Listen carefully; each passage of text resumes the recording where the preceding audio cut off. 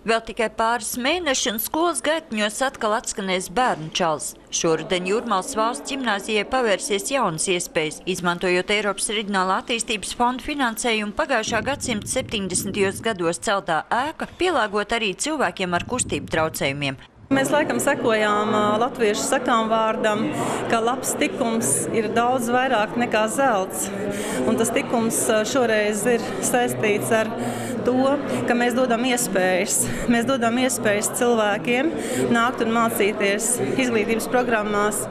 Cilvēkiem ratiņkrēslos turpmāk nebūs problēma nokļūt nevienā no kabinetiem. Līdz aktu zālē, sporta zālē un darbmācības kabinetam nokļūt palīdzēs īpaši pacēlājs, bet visos skolas stāvos varēs pacelties ar liftu.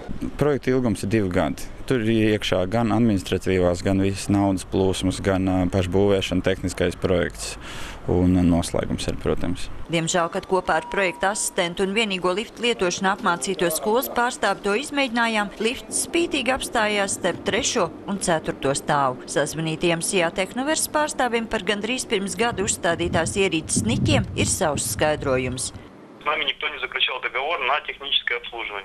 Ar mums neviens nenoslēdz līgumu par tehnisko apkalpošanu. Lifts stāvēja vairāk nekā pusgadu bez nekādas tehniskās apsekošanas, tāpēc arī tāds kurjos notika. Projekta asistents gan skaidro, ka visas tehniskās ierīces šā gada jūnijā nodotas eksploatācijā, un arī līgums par apkalpošanu esot noslēgts. Pagaidām skolā bērnu ar kustību traucējumiem vēl nav, un jādomā, ka līdz mācību gada sākumam gan tehniskās, gan komunikāciju problēmas būs novērstas. Jūrmalas valsts ģimnāzija ir pirmā mācību iestāde pilsētā, kurā vidējās izglītības programmu varēs apgūt arī audzēkņi ar īpašām vajadzībām. Sandra Leitāne, Andris Pāns, TV Spektrs.